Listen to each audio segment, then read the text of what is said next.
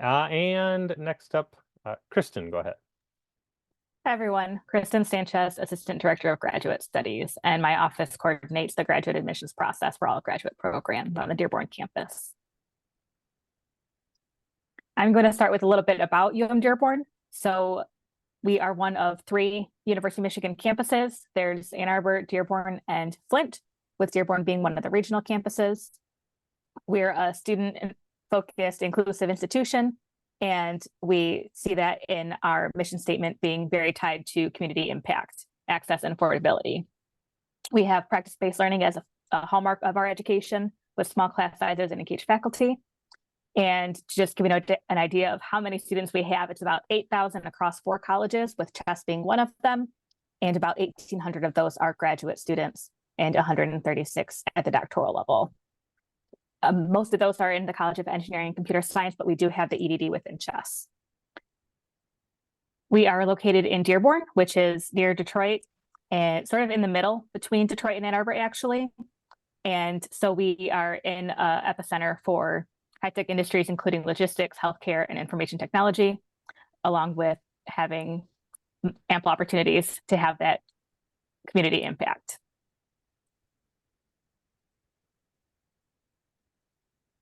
So as I said, we're one of 3 University of Michigan campuses. We are governed by the University of Michigan Board of Regents, with having our own programs, faculty, and systems on the Dearborn campus as well. So there's that highly recognizable and recognized, respected University of Michigan diploma, but you're part of the more tight-knit Dearborn community as well with that. We are the top-ranked regional public university in Michigan, number 3 in the Midwest. And what that means is that you get the benefits of being a Dearborn student, but you also get some of the benefits of being tied to the Ann Arbor campus as well.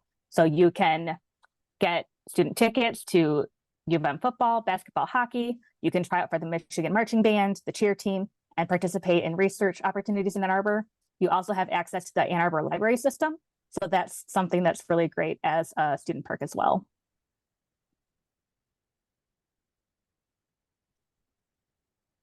So Kristen talked about the fact that practice-based learning is a big part of our campus.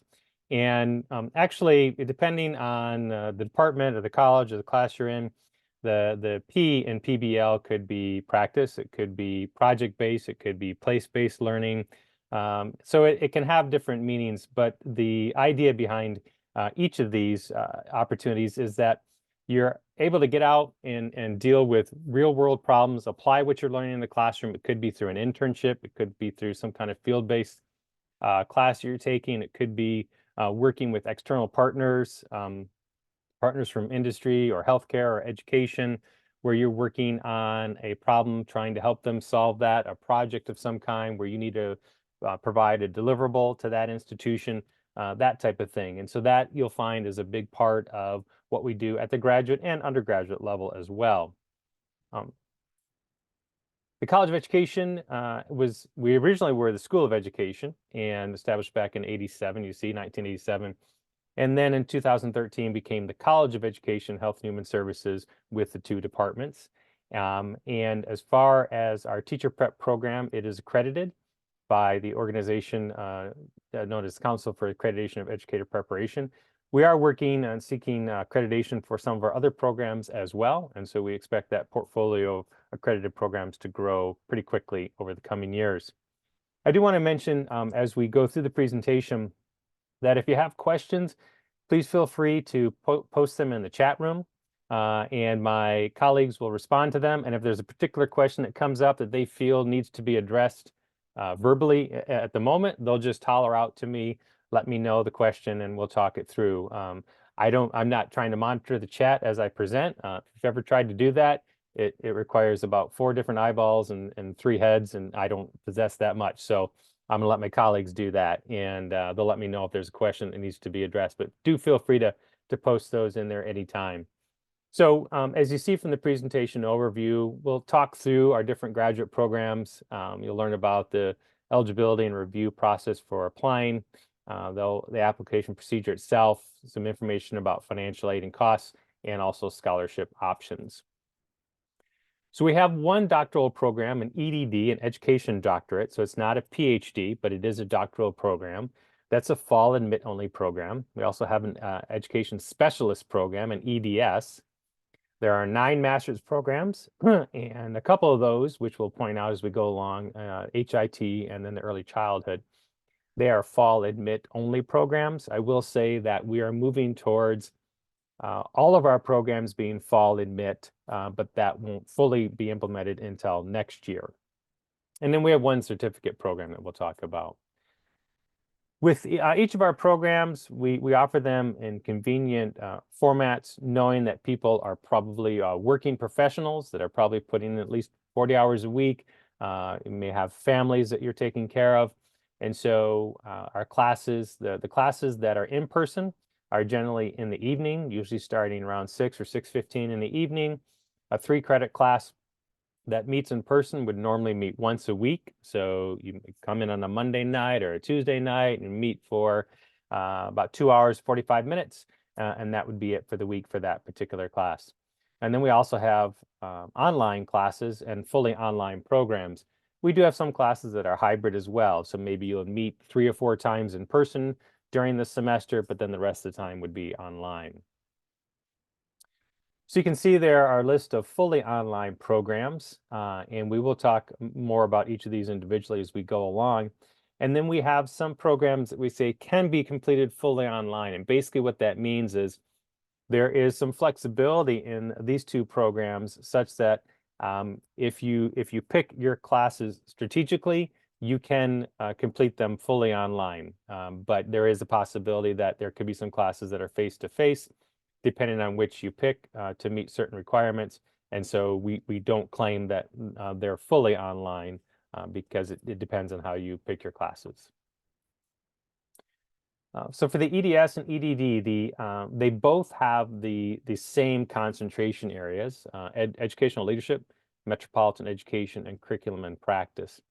And the educational leadership option is for folks that are interested in earning the central admin certificate. So if you want to be a administrator in a K-12 school district working in at the central office, so probably a superintendent, could be assistant superintendent or a director of curriculum or a director of assessment, that type of thing.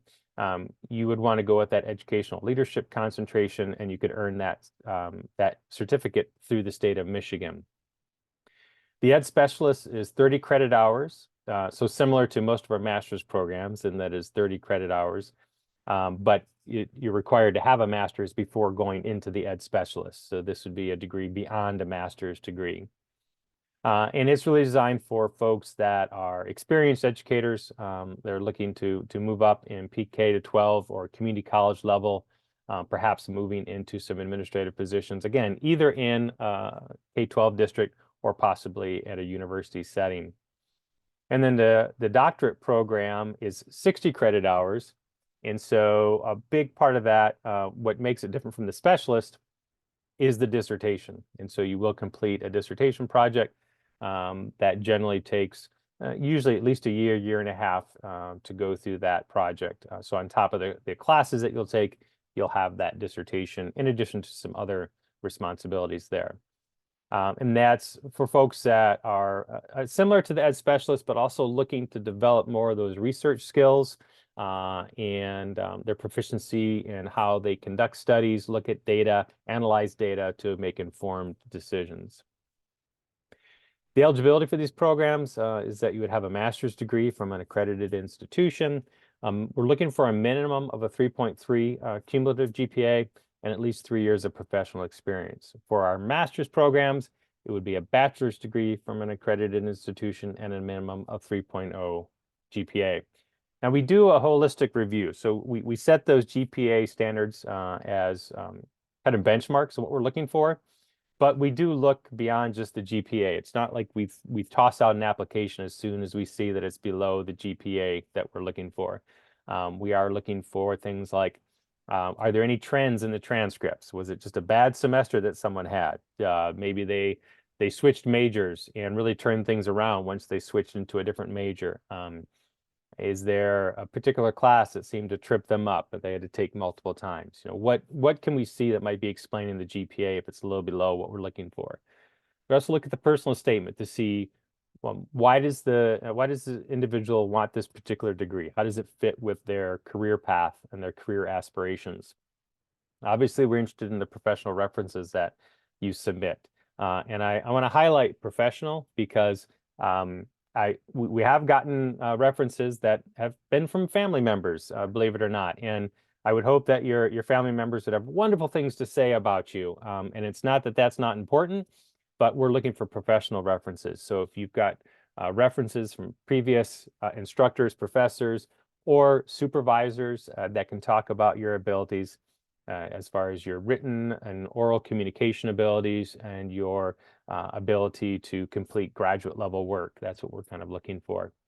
And then for the EDD, there is a writing sample that's required as well. You're given a prompt to write to, and for that, we're looking at how you're able to formulate your thoughts, use references to support your claims and things of that nature. So that is only for the EDD. So starting out with our master's programs, the MA in community-based education, most of our programs are 30 credit hours, and as this one is. And this is for folks, you could be in K-12, maybe working in an urban setting, looking at building strategies and how to make connections with the community to implement place-based education strategies. Could be for folks that are more interested in working with, maybe you're already working with a nonprofit organization, looking at programs that related to educational outreach, could be community organizations of some kind. And so that's what this program is designed for. Our MA in early childhood education, again, want to mention that this is starting with fall admission only, starting with this year, this fall.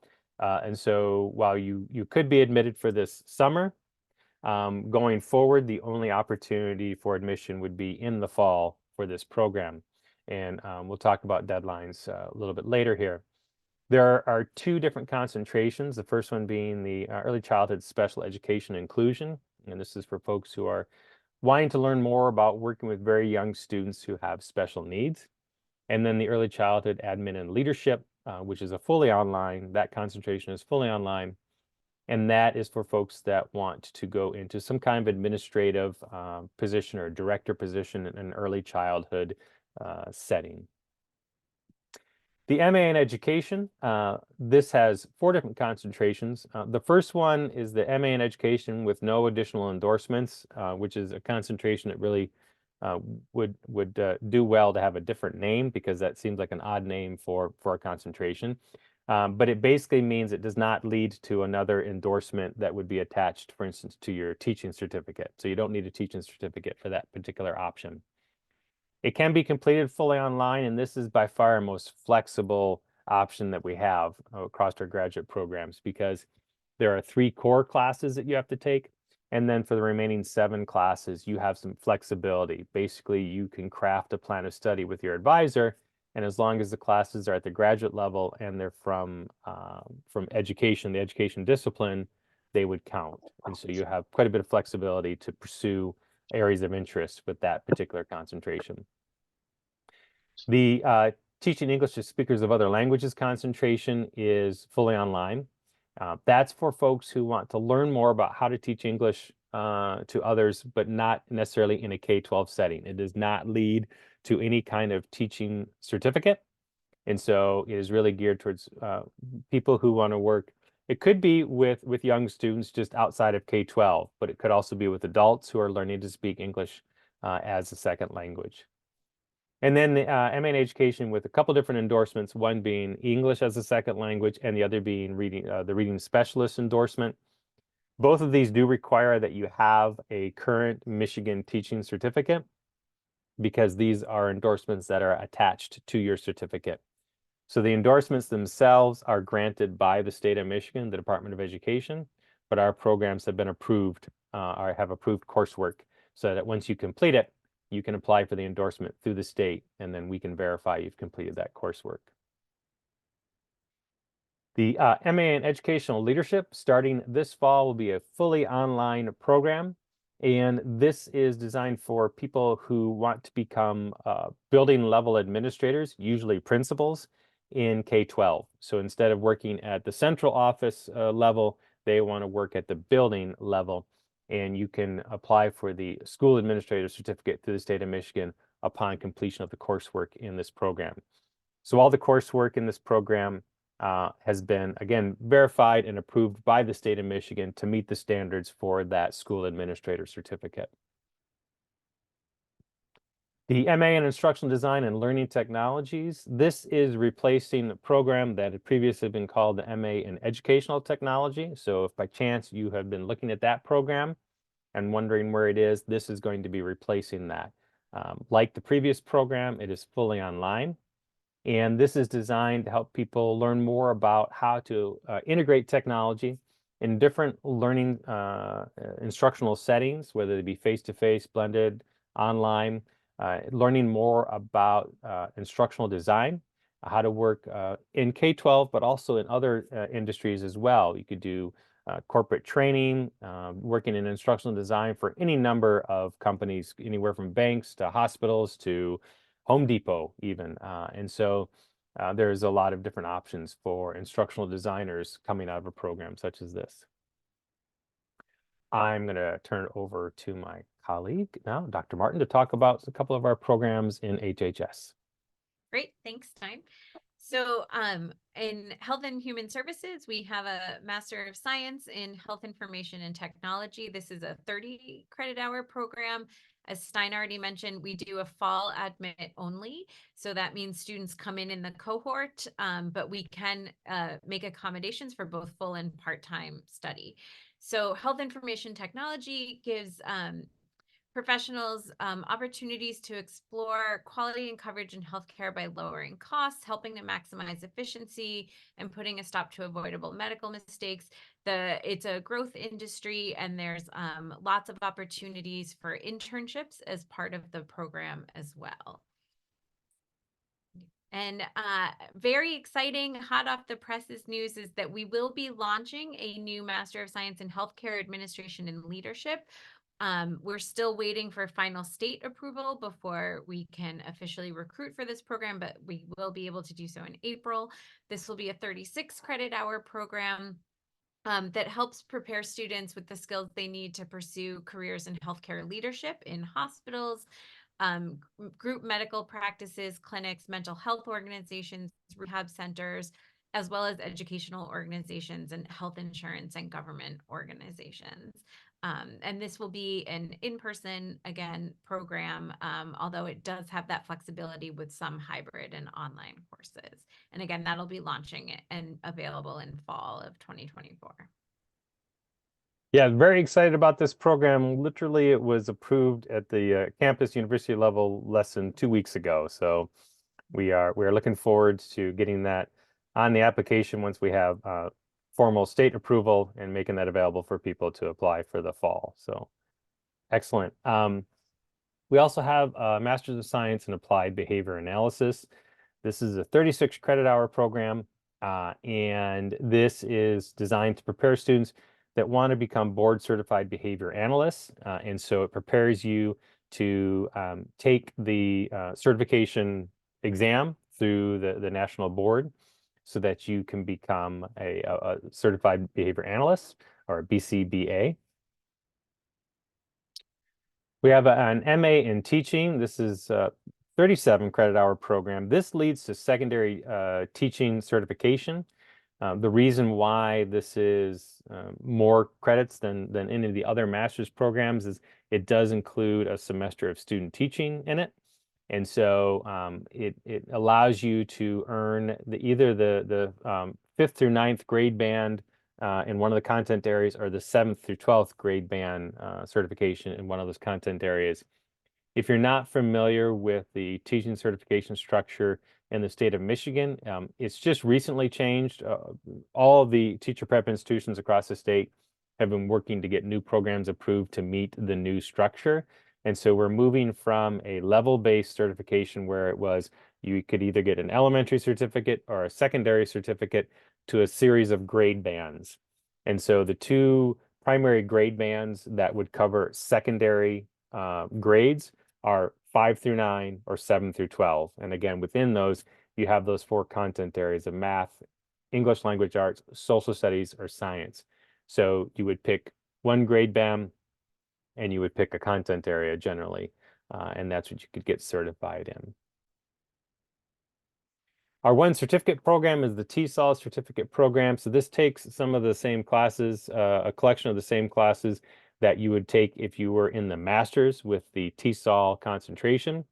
And you end up with a certificate. And again, not to confuse you, it's not a teaching certificate. It's a certificate granted by the College of Education, Health and Human Services that says that you have completed these courses that are helping to prepare you to teach English as a second language. But again, it does not lead to a teaching certification formally. And this is a fully online program option. I'll turn it over to Kristen to talk through some grad admissions information. Thank you. So I do want to start off with the fee waiver. So anyone who attends today will receive a follow-up email 2 days after the event with more details about the fee waiver and how to use it. So it'll include the coupon code, how to use it. So within the online application, which specific area you enter it in, and more information about what we covered today in the event. I do want to note that in order to be eligible for the coupon code and in order to make sure you get the correct follow-up email, you do need to have your complete name used to register for the event as your login for this. So if you didn't log in with your full name used to register for the event, you'll want to make sure that you change that. You can either go to participants and hover over your name, and there's little either 3 ellipses, or you'll see more and you'll have the option to rename yourself there, or you can send a chat with your full name in order to make sure that you get fully connected to the correct follow-up email. So make sure that you do that in order to be able to get that fee waiver. And it will be valid through March 22nd. I do want to note that there are a few programs that have a deadline before that. So when we go through the deadlines area, really make sure that you see if you're applying to the hard deadline program for fall, that you apply by March 15th in order to make sure that you get everything in and can be considered for the fall term, because the fee waiver itself lasts a little bit longer than that deadline. So in order to submit the online application, there are a few pieces that are required within the application and a few that are optional. So anything that's required in the online application does need to be uploaded or responded to in order to submit, but other pieces can come later. So the resume is uploaded in the online application itself. So is a statement of purpose. The EDD also has a separate writing prompt that will be put into the online application as well. And you'll need to request recommendations. So that means entering their first name, last name, email address, and whether or not you waive your right to view the letter after they submit it. They don't need to submit it themselves, though, in order for you to submit. So you request it to submit. They don't need to respond immediately in order for you to submit. That can always come in after. So you would want to have it received by the deadline.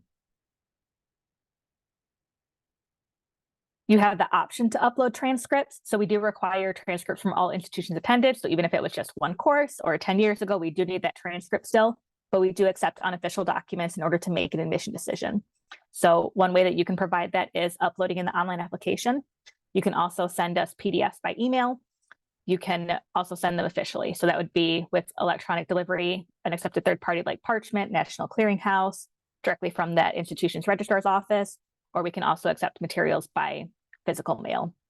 Our team does primarily operate remotely, so we do recommend one of the first 3 options in order to provide your transcripts, but we can receive them in any of those ways. We just want to note that it might be a little more delayed for processing because we're only on campus 1 day a week in order to get that physical mail if you have to send it that way. If you are offered admission with unofficial documents, you will have time to submit the official one. So it's by the end of your first term of enrollment, though we do recommend a little bit sooner so you don't have any delays in registering for your second term of enrollment. But that should give you ample time if you're applying now for the fall term in order to use the fee waiver code. I also want to note that if you do choose to utilize the upload option within the online application, the transcripts aren't automatically marked received. So as soon as you hit submit on the application, you will have a checklist that's generated in the portal. And that is a sort of baseline default that's generated. The doesn't have anything that would be added by a staff manually during processing, and it doesn't automatically mark anything that's needs review as complete. So anything that you upload checklist wise for transcripts, you will still need to have a staff member review that in order to see that go from a red X to a green check mark. So we just want to give that heads up so that you're not wondering if something went wrong there. It just needs time for processing. And if there's some reason that we can't accept something that's uploaded, we'd let you know directly. If you have any non-US transcripts, they do require an international transcript evaluation. The purpose of that document is to affirm prior institutions' accreditation, the degree equivalency to the US standard for that previous education, and to convert the grades and the cumulative GPA to the 4.0 scale. So there's a few different pieces to that. And so in order to make sure that we get all of those pieces, if you go through a third-party course-by-course evaluation is our recommended type, because the course-by-course has all three of those components within it. We do recommend that for a few reasons. One is that it expedites the admissions process compared to the in-house option. Another is that you can use that for other purposes. So if you're applying to any other schools, we only accept NACCES members, which is the standard for international transcript evaluation in the US. It can be used for other purposes such as integration or employment. There's a few different reasons that it can be beneficial to have that on hand. We do know that there is a cost associated with that process. So anyone who admits with us and enrolls with us for a 2024 term will have a reimbursement of $200 to their student account after the add drop period. So classes begin in September for the fall. I'm just going to keep using fall as the example here. Classes start in September. There's still a 2-week registration period after classes start where schedules can change. So it's not until after that registration period ends and classes are finalized that we would see who's enrolled with us as part of census and start that reimbursement process. Our preferred vendors are ECE, West, Span-Tran, and Educational Perspectives. We will accept other NACCES members on a case-by-case basis as well. We haven't seen any NACCES members that we haven't been able to accept. We've just sometimes needed to add a little more detail to the comments for our reviewers. I do want to note as well that if you click from the how to apply instructions on our website for the ECE or the Span-Tran link, that does automatically take you to a custom landing page. And so it auto selects the correct evaluation type because each of these vendors offers different types of evaluations, and the course by course, the one specific that we were here. And you select Tran as well, one discount if you click our link as well. So it reduces it by, I believe, 10% from their standard cost. One of the reasons ECE is our preferred vendor is because we know that they're most aligned with our guidelines and methodology for grade conversion and degree equivalency. So it's the closest you would get for an internal evaluation. But we accept any of those vendors. And I note that because I'm going to sort of pop down to the last bullet and then go back up. We note that because some 3-year degrees we don't consider equivalent to a US bachelor's or other degree combinations such as ND and HND, for example. And so in order to make sure that you're paying for an evaluation where you know that the degree equivalency will be aligned with ours, we would recommend ECE for anything of that nature. If you want to pay for a third-party evaluation, you can also request an internal evaluation. So that doesn't have a cost. It's our staff completing that evaluation, but it does have timing impact. So the process doesn't begin until all other required materials are received, and that allows that file to be added to the evaluation queue. And so it's generally 4 to 6 weeks once the file is added to that queue before it's completed for programs with rolling admissions. So if you're planning on doing that option, we just want to make sure that you're considering that time as sort of a buffer for when you are applying and when you want to receive an admission decision. For hard deadline programs, which would include the EDD, HIT, and early childhood, we make sure that they're completed to meet internal deadlines. Anyone whose native language isn't English is required to demonstrate proficiency in an approved manner. That could be providing a valid test score. So we accept IELTS with a minimum of 6.5, TOEFL for most of our programs with a minimum of 79. Select programs do have the higher score of 84 required, and Duolingo. You can also qualify for an exemption. So one is having a US, UK, or Australian bachelor's or graduate degree, and another is from a different country where the medium of instruction for your degree was exclusively in English. We may require separate documentation for that, though. It depends on how it's presented. So for some institutions, it's standard for the country. For some, it would be a statement on the transcript itself.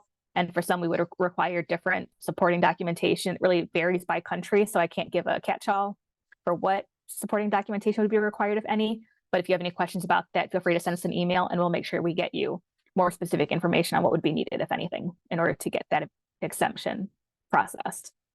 And none of our programs require the GRE.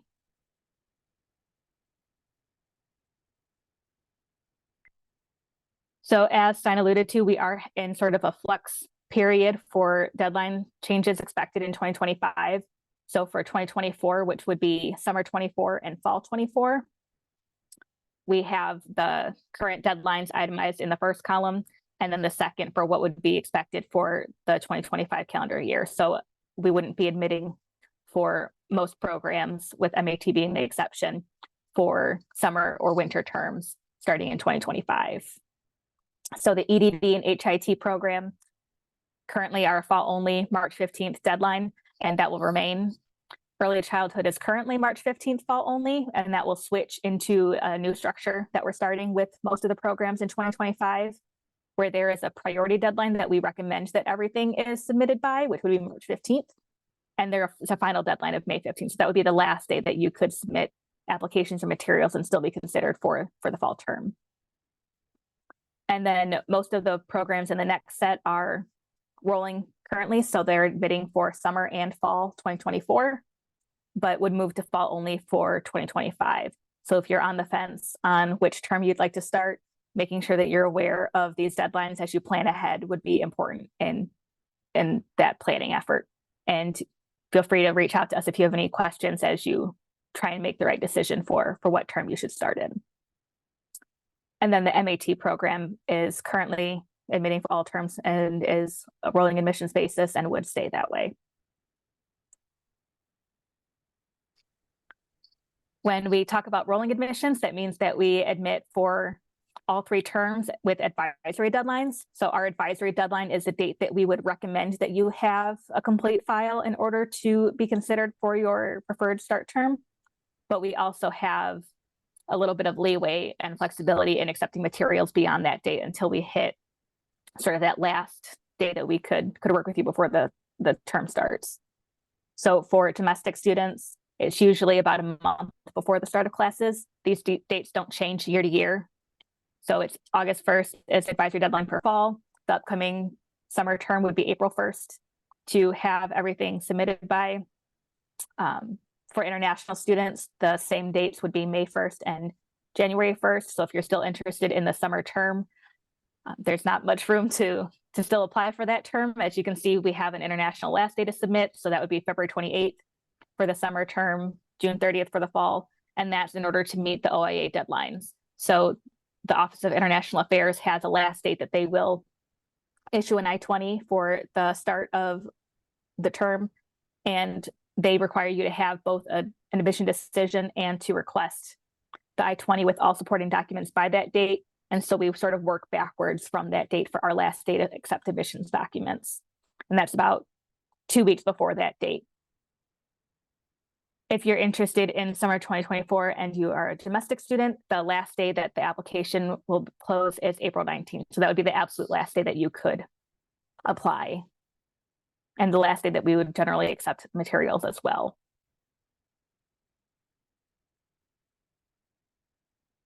It's also helpful in your planning efforts to sort of see how that timeline works out. So once you submit the application, it's usually about 7 to 10 business days right now for processing. That's based on our current volume. So this is our busiest time of year for applications coming in. During other times of the year, it's a little more of a lull, and it's closer to 3 to 5 business days or 5 to 7 business days, depending on the month. But right now we are, like I said, at our peak.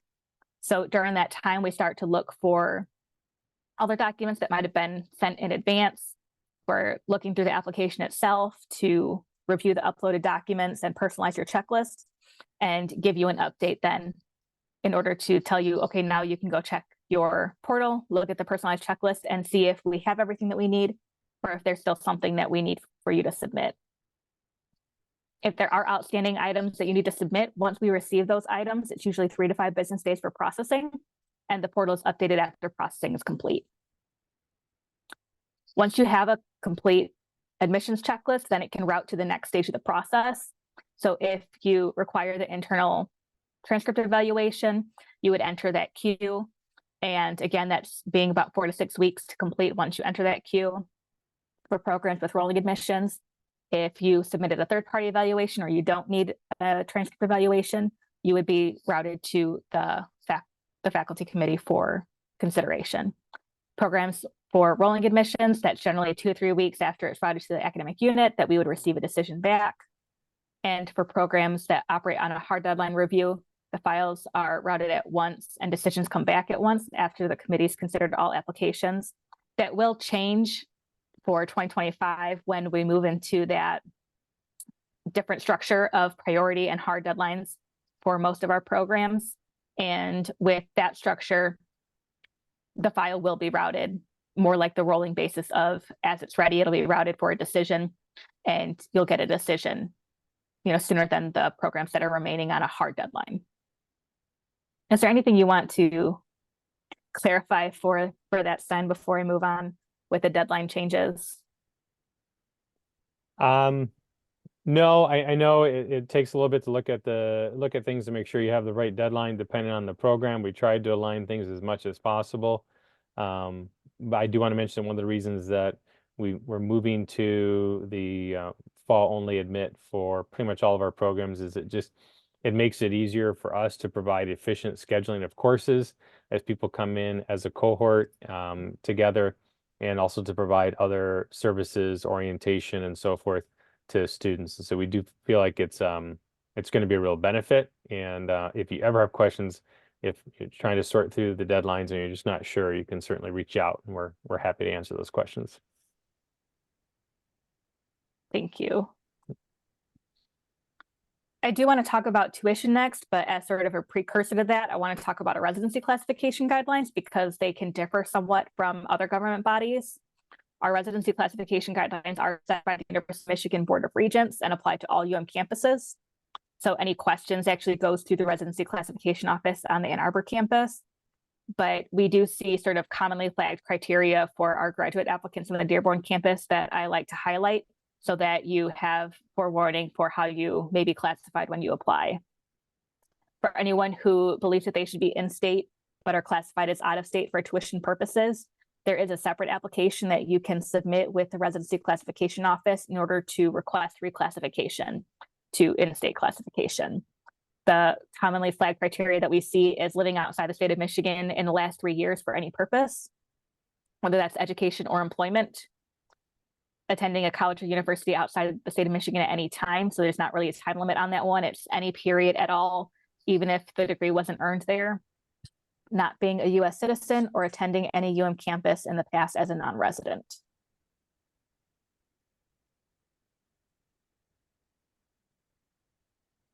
So based on our current tuition rates, with most of our graduate courses being 3 credits each, this is what tuition would look like for taking 1 course, 2 courses, or 3 courses under our current tuition rates, like I said.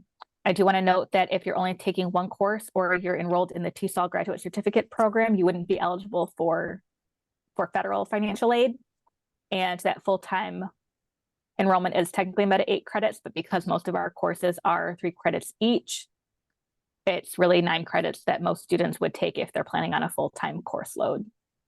And I have separated here the tuition for being classified as a Michigan resident, as a non-resident, and as a non-resident in a fully online program. So when you go to apply, there are some programs that are only available fully online, and you'll see it designated as online in the drop-down. So out-of-state students who are in the fully online programs have more than the resident, but less than non-resident rate. We also have a tuition calculator on our website. So if there's a different number that doesn't quite fit these and you want to see what that would look like, you can plug in the the relevant information and get a pretty accurate number for what the tuition cost would be per term. And just to be totally clear on that non-resident fully online rate, again, that is, like Kristen said, for programs that we have approved as being fully online, the entire program. It's not just for an online class. So you might be in a face-to-face program and take an online class. It doesn't mean that online class is going to be charged at that rate. It's going to be charged at, whatever rate applies based on your residency. That fully online rate is only for programs that have been designated as fully online and the classes you take in those programs. And like I said, in the online application, there is a -online designate in the listing for which programs we would consider fully online for those purposes. Just some other notes about financial aid and scholarships. So I already talked a little bit about those general eligibility requirements. We do encourage anyone who is a U.S. citizen or permanent resident to file a FAFSA. At the graduate level, that's generally loans only that are offered at the federal level, but we do encourage all admitted students to create a profile in Scholarship Universe. It's linked from our financial aid webpage, and you answer questions and it matches you to both internal and external scholarships that might be a good fit for you to consider in order to help fund your studies. We do have scholarships available for out-of-state students who enroll in our on-campus programs as well. I saw some questions about that in the chat. I started answering some chat questions before I started my part of the presentation. So if there's anything that I missed while I started talking, I will go back through and see if there's anything I can answer. One of the specific scholarships that I mentioned, and I think I included on the next slide, is the Graduate Dearborn Scholarship. So that is, if you've been interested in UM-Dearborn for a while, you might be familiar with what we were previously calling the non-resident tuition scholarship. And so we no longer are offering that scholarship starting fall 2024. We are transitioning to this Dearborn Graduate Scholarship, which is intended to have expanded eligibility and more straightforward offerings for aid. And so that is anyone who is eligible for the scholarship would be able to be automatically considered for it and offered it. And that includes international students as well. We don't have fully funded graduate programs in CEHHS. So you would need to have a combination of either personal or private or institutional aid, sort of different funding sources in order to cover the full cost of your graduate education. But we do try and offer different options to help offset that. Some of the other options include the UM-Dearborn Employee Scholarship, which can be used in addition to the UM Tuition Support SPG, the Community Service Personnel Scholarship, and the Michigan Nonprofit Association Scholarship. This is not meant to be all-inclusive. Like I said, we encourage everyone to make a profile in Scholarship Universe and see what's out there that can help cover your graduate student costs. Kristen, I'm going to interrupt just a second. That would also include, when you say we don't have fully funded programs, graduate assistantships. Those are not available through CEHHS as well. So to answer a couple of questions in the chat, that those aren't available at the moment either. Yes.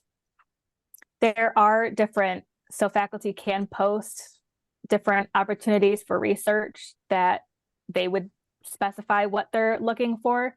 I could, if I didn't include it in the slides, I can add it to the slides before we send out a copy of the slides with the follow-up emails for a link to the research board that faculty can post to. There are on-campus jobs that we have as well that students can apply to. I think it's, last I heard, was about 30% of our employment at UM-Dearborn is actually through student employees across different offices. So there are, a wide range of opportunities. You would just have to see what's available when you're looking, and those do change, frequently, and see what's out there and apply to them directly.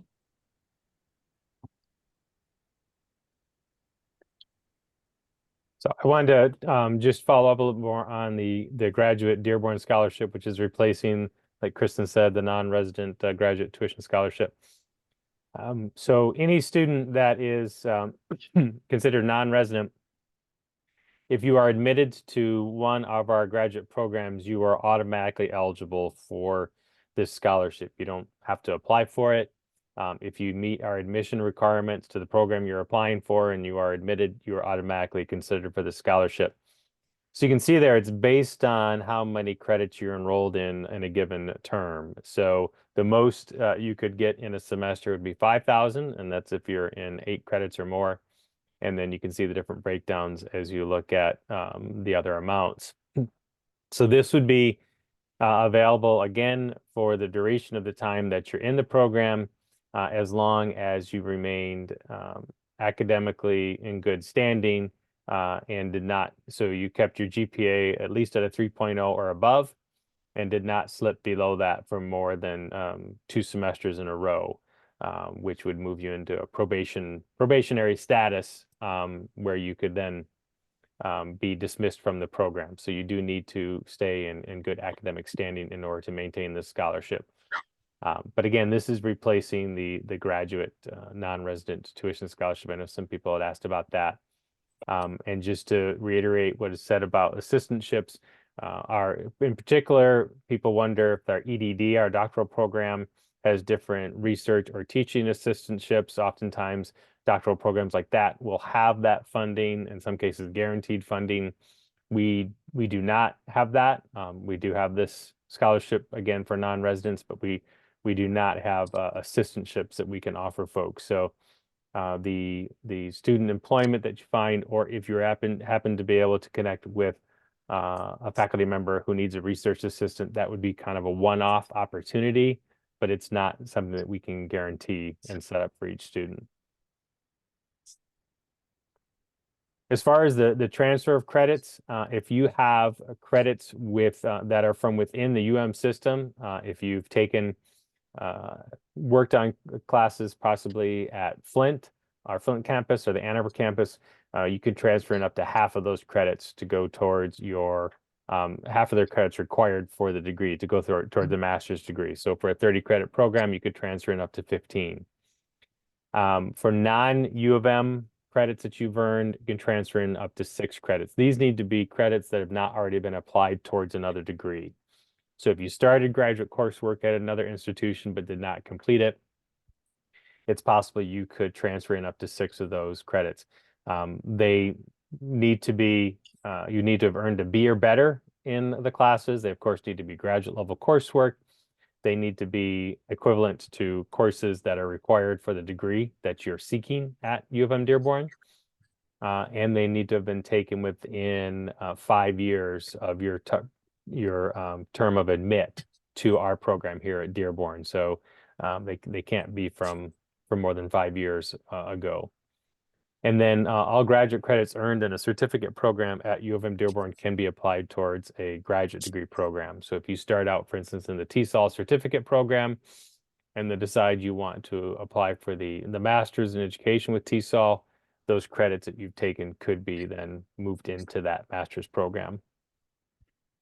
The doctoral degrees is program specific depending on what kind of program you might have earned credits in. So for instance, if you've earned credits towards an EDS, if you've actually earned an EDS, a specialist degree somewhere else, then you can bring in up to 24 credits from that degree to go towards your EDD, your doctoral degree. So it kind of depends on what program, whether you've taken classes in a master's program or a specialist program, as to what you could bring in. And then there's some more information there about the importance of checking the graduate catalog to see if there are other stipulations about transfer of credits.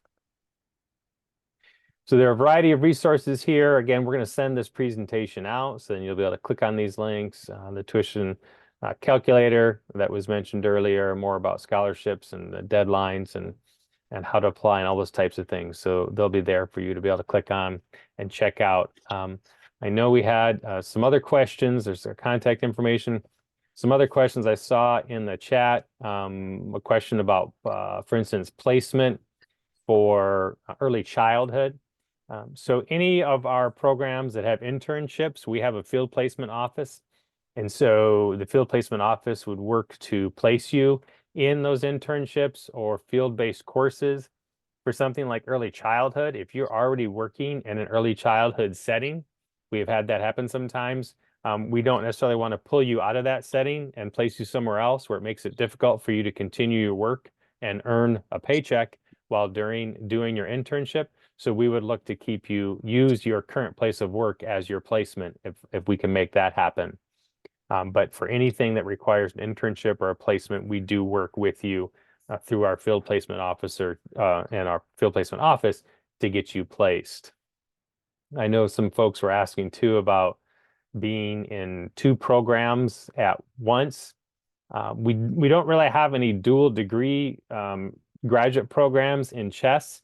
And so more likely what you would need to do is complete 1 degree and then you could apply for a second one if that's what you wanted to do and start working on that second degree. But we don't have dual degrees set up specifically within CEHHS. So let me see. Are there other questions that people saw? Yes.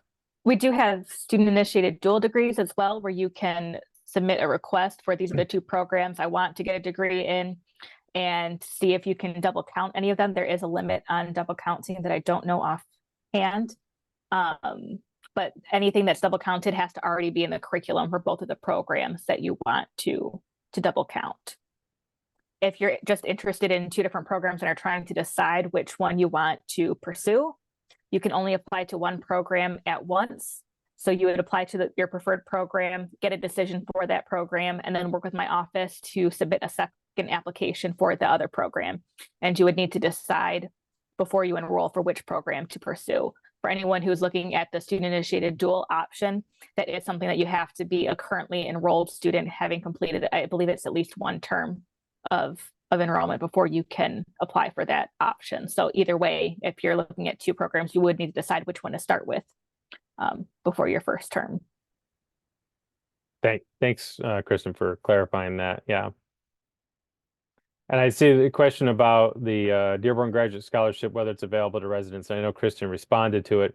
And just to elaborate a little bit, so even with the Dearborn Graduate Scholarship, even with that reducing the cost for non-residents, it's still someone who's paying in-state resident tuition rate is still going to have a cheaper rate, even with that scholarship applied for non-residents than what a non-resident would have. So no, we don't offer that scholarship for residents, unfortunately. The other questions, it looks like a lot has been responded to.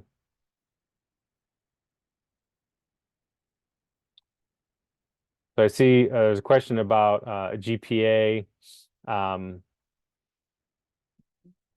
for instance, at a 2.7. So you wouldn't be stopped from applying. The system would allow you to apply.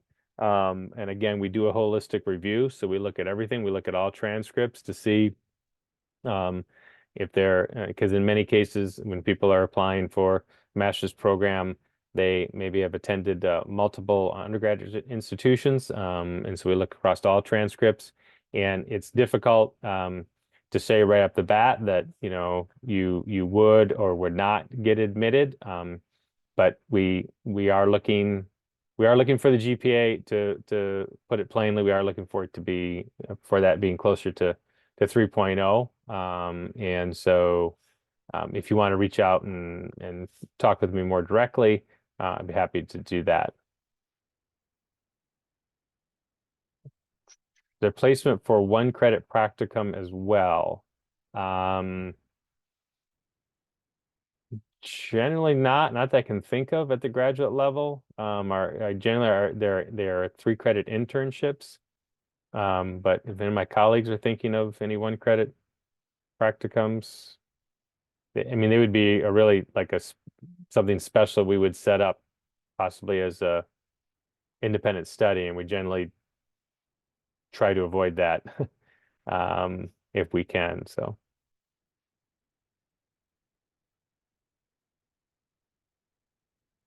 do you ask for experience in education field? Not sure which degree you might be thinking of in that particular case.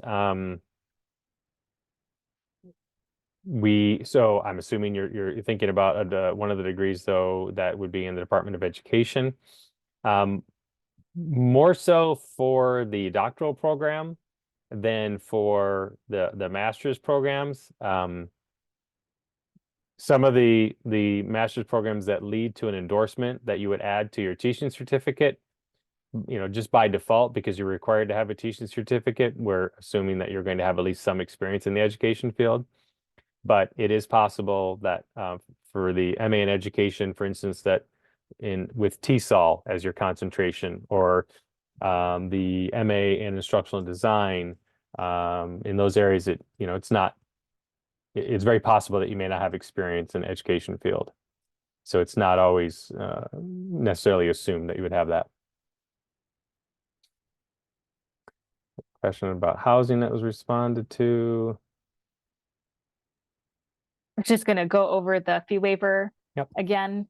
So 2 days from now, you'll get an email with more information about the fee waiver. So it'll include the coupon code itself. It'll reiterate the expiration date, and it'll provide you with more detailed information about where to enter the fee waiver code in the online application. It's not in the payment area, so it tells you the specific section within the online application that you'll need to enter that code. And so that code is valid for that full time through 11/59 on March 22nd, I think is what is in there. And so in order to utilize the fee waiver code, the application needs to be submitted by that date. So again, not everything in the online application is required in order to submit. There are some optional areas, and some things can be submitted after, like transcripts, for example.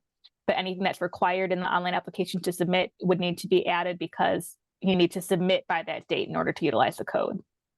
And once it hits March 23rd, that code is no longer going to be accepting the waiver in the system. So it would start automatically charging $60 in order to submit.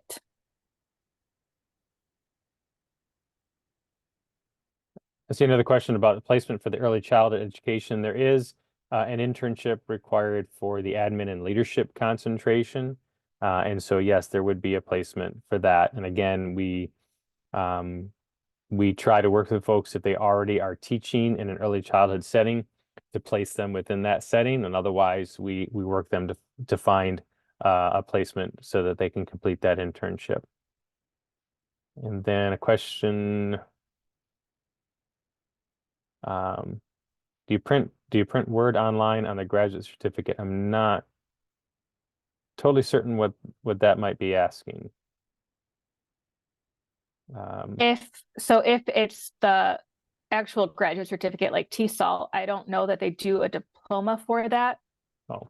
The certificates themselves, if you're referring to the graduate certificate, like the diploma for a degree seeking program, it actually lists the degree type itself. So it would say Master of Arts, for example, or Doctor of Education. It doesn't say the specific major, but the transcripts do. So your transcripts would list the exact program that you were enrolled in.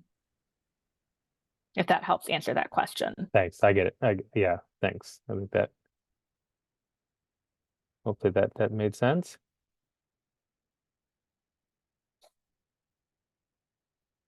Appreciate the thanks from everyone. Glad that this has been informative. And so we're just past 7 o'clock PM, at least Eastern Standard Time. I'm not sure what time it may be for you, or wherever you might be joining us from. But we can hang around for a few minutes more to take questions if you have them. But otherwise, look for that follow-up email, as Kristen mentioned. It'll have the link to the presentation as well as the waiver code. And if you've got questions, feel free to reach out. We certainly hope to hear from you. Certainly hope to see applications from all of you coming in. And then we hope to definitely see you either online in one of our programs or on campus in the summer or the fall. So thanks, everyone. Take care and have a great rest of your evening, your day, your morning, your afternoon, whatever part of the day it might be for you. Thanks.